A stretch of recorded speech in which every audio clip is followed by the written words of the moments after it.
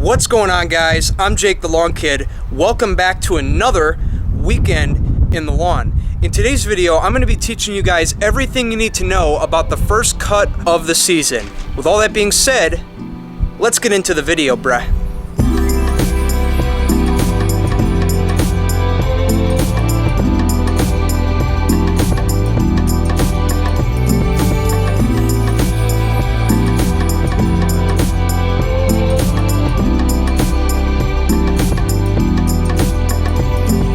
Okay, now before we get into the video, let me go ahead and give you an update on what my lawn looks like, because it's been a little bit since we've actually seen it. You guys can see quite a difference in there since the last time I showed it to you, which was about 3 weeks ago, I believe. But anyway, you can see really starting to green up after that application of Green Punch that we just did. And we have a little bit of areas lagging right here, but they'll start to fill in as time goes on. Like I said though, this area in general is a trouble area. It has a lot of competition because of these guys here. In fact, I actually have some treatments I'm going to be doing on these trees here to help compensate for this problem, to kind of help reduce the severity of it. So stay tuned for all that coming up. Also, another thing I want to talk about while I'm in here is that we do have a breakthrough of Poa trivialis. That's what all these lime green spots are right there, right there, right there, right there. It's a perennial. It comes back year after year, and it's meant to mirror the image of bluegrass and ryegrass. You can tell by the leaf blade texture on it. Now, albeit it does grow a little faster than the bluegrass in the spring. As far as how to control it, because a lot of you guys are going to ask me like, hey Jake, what is the best means of control for Poa triv? To be honest with you guys, there is no weed control on the market that I know of, at least for homeowners, that'll treat this problem post-emergently. Your best bet would be to just let it go and not even worry about it, because I'm telling you, as we progress through the spring and the temperatures get higher, it's going to start to diminish because it doesn't do really good in the heat. Don't even worry about it. It'll die off in the heat of the summer. Also, another problem that I have in here, and I also mentioned this on my live stream that I just got done doing, actually. That's how late it is in the evening here.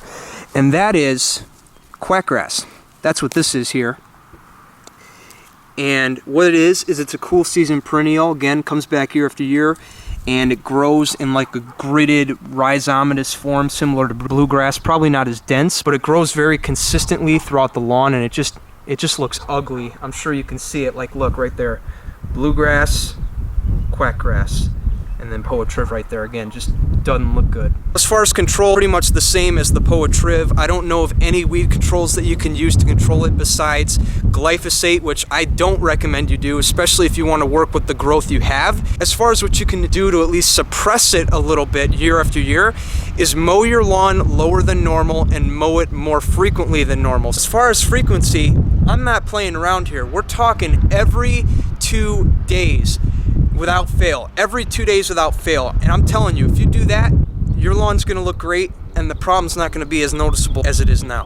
Let's take a look at this project over here. You can see, I don't know if the camera's gonna pick it up, especially with the sunlight, but I'm seeing drastic improvements since the last time we looked at it. For those of you guys who were around a couple of weeks ago when I did the first application of the year on this lawn, you guys know that I did put down starter fertilizer, and I put down the compaction cure from Green County Fertilizer, which was the aerate and the RGS.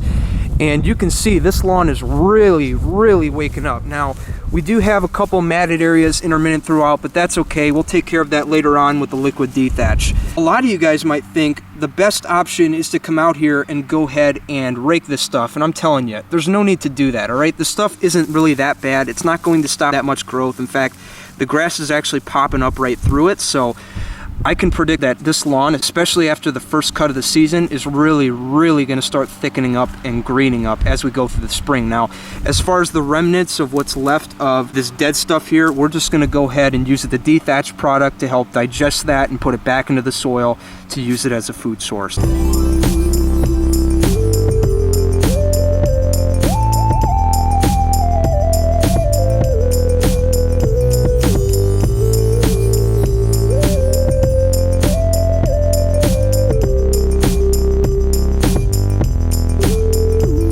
Okay, Okay, so the first question I'm going to get in regards to the first cut of the year is going to be, how do I know when to do the first cut? Well, there's 3 things I recommend you do in tandem with each other to help you know when it's time to start mowing.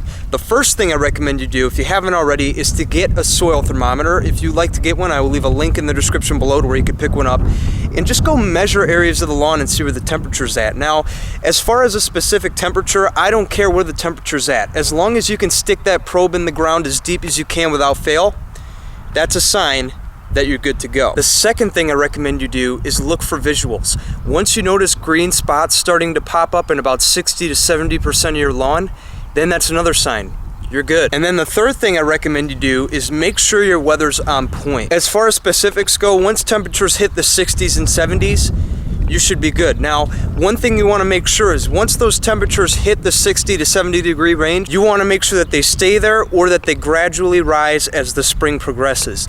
And the reason I say that is because the last thing you want to do is mow your lawn on a warm 70 degree day like I just recommended, and then all of a sudden out of the blue you get an unexpected hard frost 2 days later, which is bound to happen sometime in April. And the last thing we want to do is mow the lawn at least a day or 2 before a frost. Don't do it. Once again, like I said, it's very important that you check the weather and make sure that once it hits that 60 to 70 degree range, that it's going to stay there. If not, gradually increase as the spring progresses. If you do all 3 of these things, then you know you're in the window to start mowing the lawn.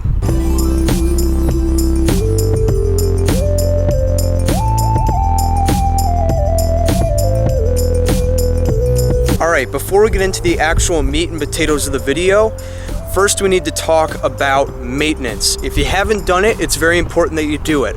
New spark plugs, air filters, oil change, blade sharpening, do all of that. You want to make sure that your equipment is tuned up and ready to go heading into the season. The last thing you want to do is wait to the last minute and then have unexpected problems occur during the season. Get your maintenance done as soon as possible.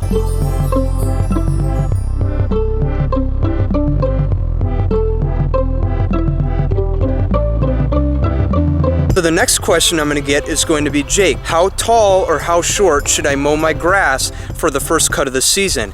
And my answer to you is going to be, well, that depends based on the grass type. To dive a little bit deeper into that, if you have a grass type that's very fine and very flexible like rye and bluegrass, then you want to make sure that you mow these grass types as short as 2.5 inches for the first cut to reduce your chances of layover that might come from excess foot traffic. Whereas a rigid, more wide-bladed type grass like tall fescue, you want to mow that as tall as 3 inches for the first cut, as these grass types tend to do better at taller cuts. Hence the reason they call it tall fescue. As far as how tall or how short to mow your lawn for the first cut of the year, it all varies based on your grass type, so it's very important that you do your homework. One thing you guys are going to pick up on as we go throughout the year is that the heights I recommend to you now are definitely going to be lower than the heights I recommend to you in the heat of the summer. 3 reasons. Number 1 is to stimulate growth, because believe it or not, mowing stimulates growth. That's actually part of why we do it, is to stimulate more growth. The second reason we're mowing lower than normal is to get any loose debris that might have gotten away from us up and out of the lawn, because one problem we often deal with after winter is that we get debris in the lawn at all sorts of various levels. We get stuff on the top, we get stuff in the middle, and stuff on the bottom. So by mowing at this lower height, it's increasing our chances that we're able to get a lot of the lower stuff that's stuck deep down in there up and out of the lawn. If we leave that in there, it's going to be a big opponent to airflow. And as I talk a lot about on this channel, when you want to have a healthy lawn, airflow is key. And the third and overall reason I recommend mowing lower for the first cut is to even the overall playing field.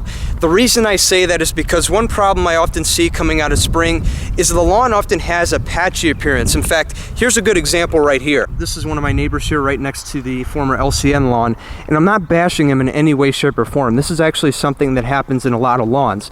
Notice how this area right here is growing so vigorously, whereas this area here is lagging behind. Yeah, it just looks uneven and it looks patchy. When you cut your lawn lower for the first cut, it's going to even that out, because what you're doing is you're cutting down all of the vigorous growth and you're incorporating room for the lagging areas to catch up, and as time goes on, you're improving the overall consistency of the lawn.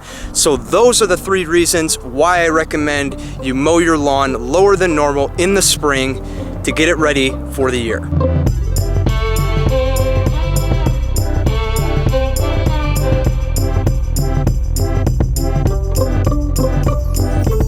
And the third question I get a lot is going to be, Jake, should I mulch or bag the clippings? Now, this actually goes back to something I say a lot, and that is it varies based on the situation. If you're cutting off 1/3 or less of the grass blade's length in this first mowing, or even less than that, and you don't have a lot of debris on the lawn, then by all means, go ahead and mulch it. In fact, I recommend you mulch year-round if you can, because what you're doing is you're returning any nutrients that we've recently input to the lawn back down into the soil where it can be utilized to feed the lawn even further. Now, on the other hand, if you're cutting off even more than that 1/3 and you happen to have a little bit of excess debris from the winter time, then it's a good idea that you bag, because if you don't, you can actually create two problems for yourself going out the gate. Number one would be clumping. If you try and mulch off more than your mower can chew, you're definitely gonna have clumps. And another problem you might risk is if you have so much debris on your lawn that it's too thick for a mower to even mulch it, you're creating the risk of leaving all that debris on the lawn unless you want to remove it by hand. The reason these two things are a problem is because, like I said earlier, they're big opponents to airflow. And as I talk about, if you want to have a healthy lawn, you have to have airflow. If you don't have it, it's not going to happen. Remember, as I always say, airflow is key.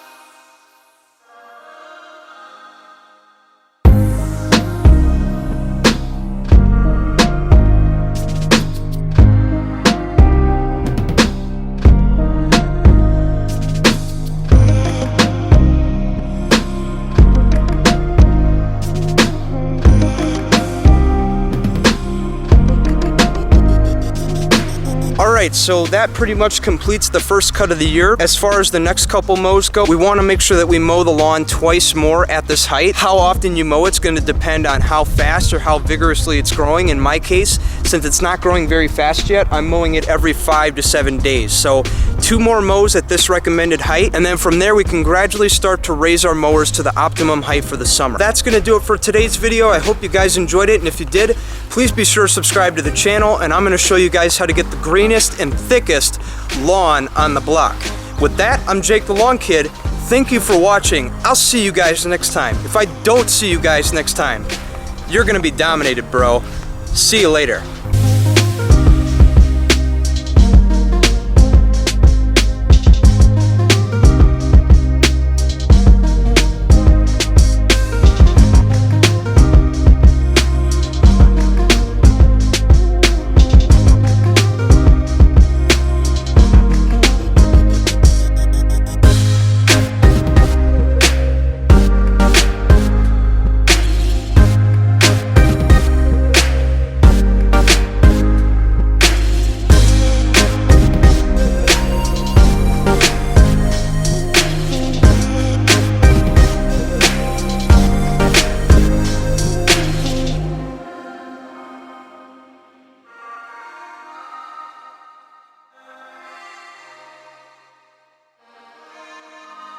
To let you know when to start.